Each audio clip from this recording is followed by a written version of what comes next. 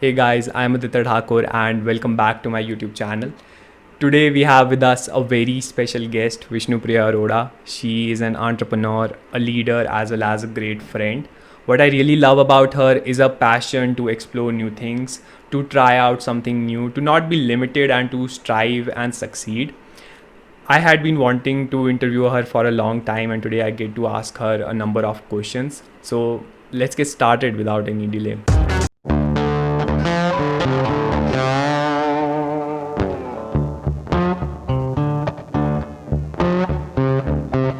Known her, I have been fascinated by how much she knows, and I turn to her for guidance, for help, and she is always there.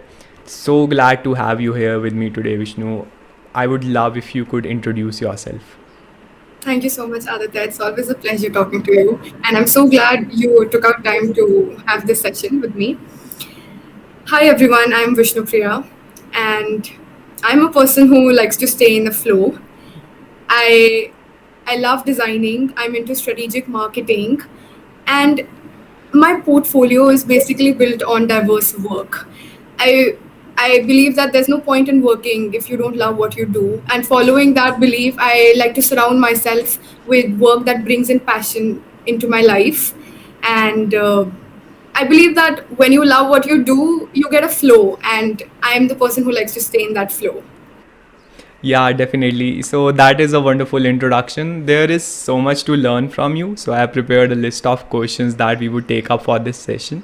You started a homegrown business at a young age of 17. So I would love to know like what was the idea behind it? How did you go ahead with it? Certainly. So the idea is always to start something, you know. The idea is to take the first step. And you might not always narrow it down or be too specific about it, but that's the idea. You got to start something. You got to do something, you know. And for me it was the journals. I started with journals because I wanted my art to sell. I wanted my art to become a business. So I began with journals and I researched about all sorts of journals that people use. And I researched about printing presses available in my area, the logistics, you know. And I think it always comes down to the littlest of the things.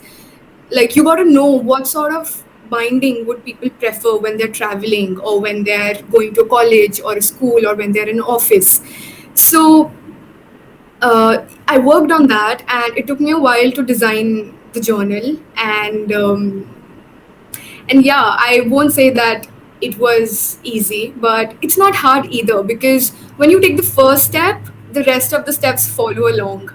So the idea is always to mix your interests into business, and when your self interest and the idea to sell aligns, I think things will get easy and you'll figure it out. Yeah, definitely. I mean, true. So how was your journey when you were starting out? How did you what were some of the challenges that you faced, and what are some of the tips that you would like to give to someone who's just starting out?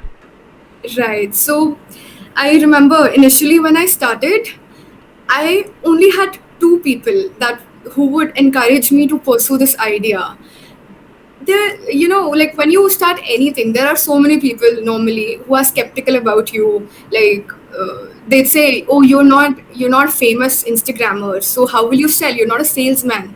How will you design? You're not a designer, and how are you going to, get those things printed? How are you going to shops to sell your products? You're not somebody on the ground." But I think it's about keeping the positive things in mind and moving along. So for me, it was the encouragement from the two people that would keep me going. So yeah, naturally, people are going to be skeptical about you, but you move. And I think that was one of the big hurdles in my journey. You learn how to move from these things and you create what you wanted to create. And for anybody who's out there, self doubting or thinking twice, I'd say just start, start your thing, start anything. Your small business can be about literally anything. It's about something which you're interested in, something which moves you, something which you'd like to sell, and the rest of all the other things will follow along. It will figure out on its own. You just have to make the first step, and that is most important. That's all. Yeah, starting is what it takes, and these answers are really insightful. So, presently, you're working at a startup and also working at a leading position there. So, how is that? Like, how was the transition also? I'd say it's very hectic. It's it's like figuring out a lot of stuff at once, because I think mostly in startups there is no hierarchy. Like, you don't have people who would do certain jobs. You don't get a list of, you don't get a stack of things that you've got to do. Like, okay, you're here and these are the things you have to, check on. So there's no hierarchy, and you've got to be the person which completes all the tasks. You cannot say no, you cannot hear a no, and you just have to be the doer. So because you're working on a startup, it's like a small baby of yours. You have to nourish it, you have to feed it, and you have to grow it. So naturally, I am doing, we're all doing all sorts of jobs we're not trained to do. We never do. But I think that's the thing about it. You get to learn so much stuff. Your vision your vision broadens, and you have knowledge about everything in general. You know how to, check on the legal team. You know how to do marketing for your startup, and how would you pitch to VCs, and how would you get funding for your startup. So you become the person for all sorts of jobs.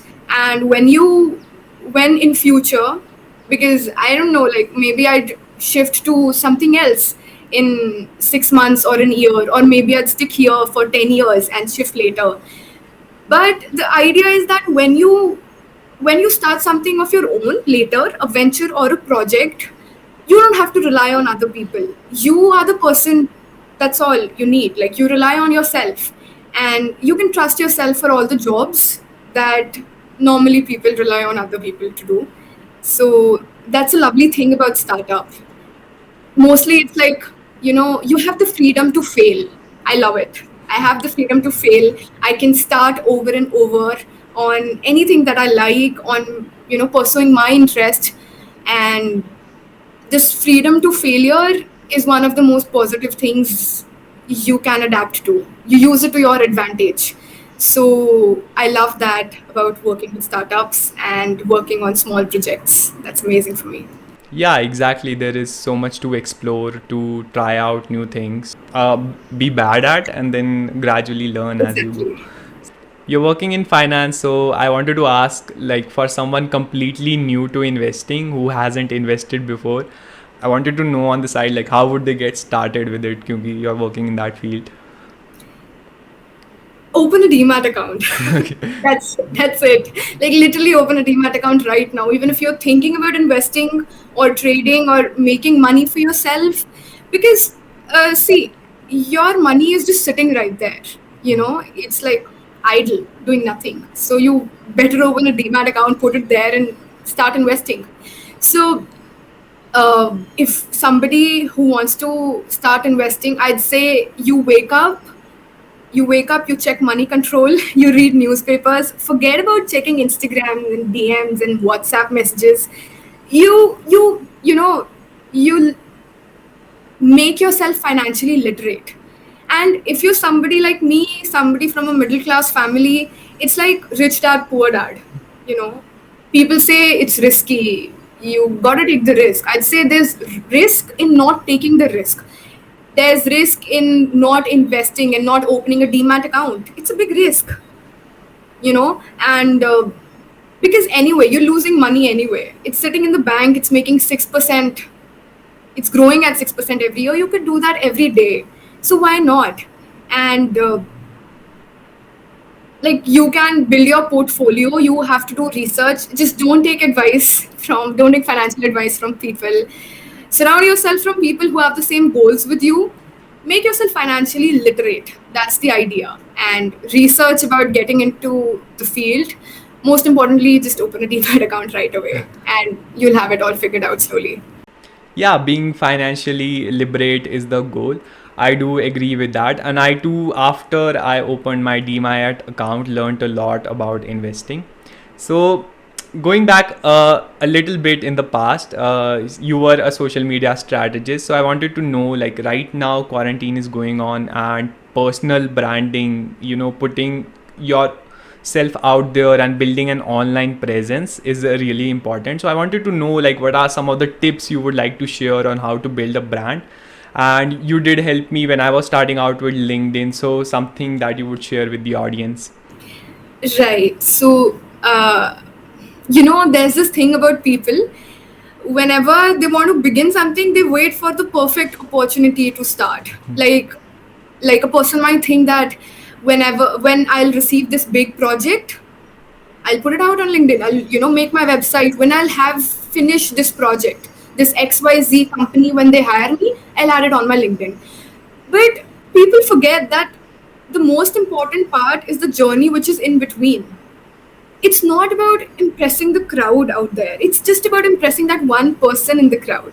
Because if you can inspire that one person, or might be a friend, might be a distant relative, might be a stranger to you, but I believe that your journey, your learnings, your experience, they matter. So for somebody who's looking out for their personal branding, I'd say put yourself out there.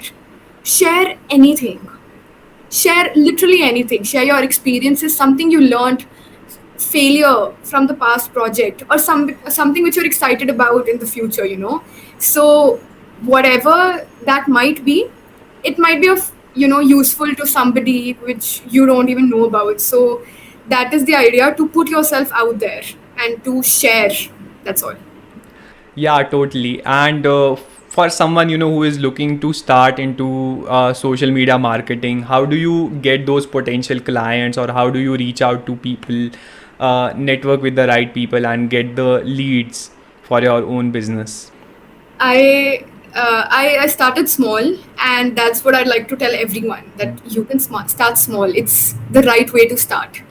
You look out around you. There are, like, if you're getting out there in networking and you're going to help people, so you look around you. There are bakeries, there are boutiques, there is a restaurant which might need your help, and they're just a small venture.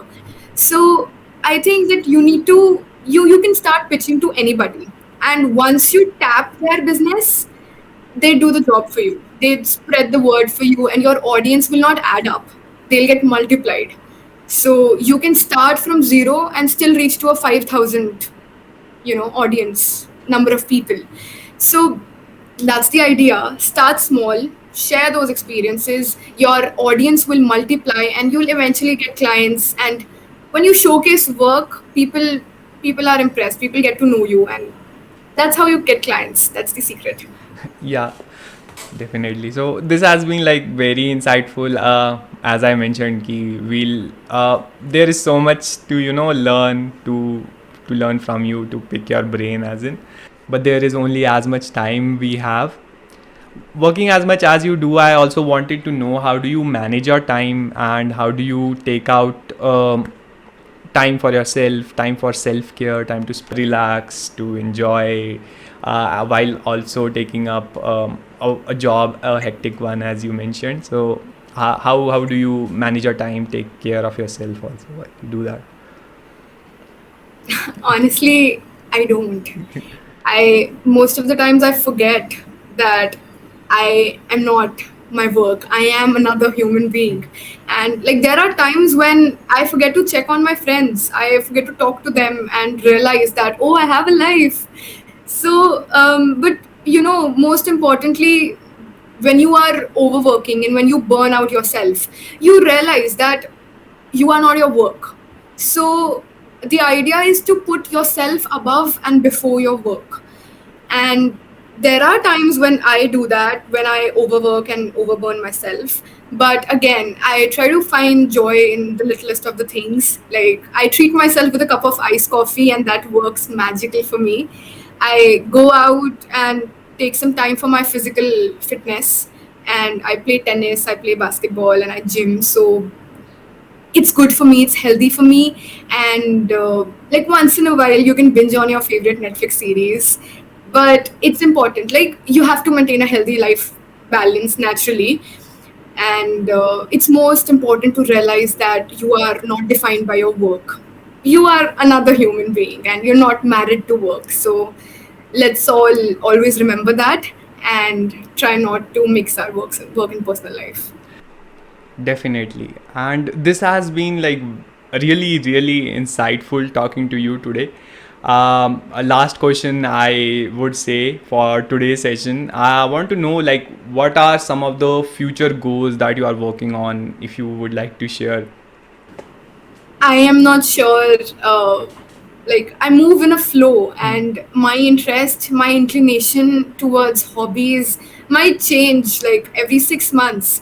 But I move with the idea that I am doing what I love to do. Like, I might want to work with artists in the future. That's something I always want to do in visual designing.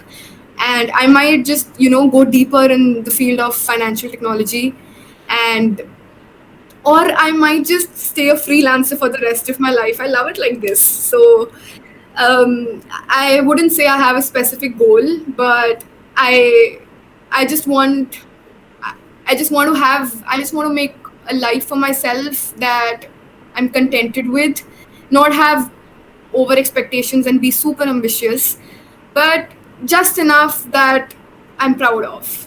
So that's the goal. Yeah, that is true.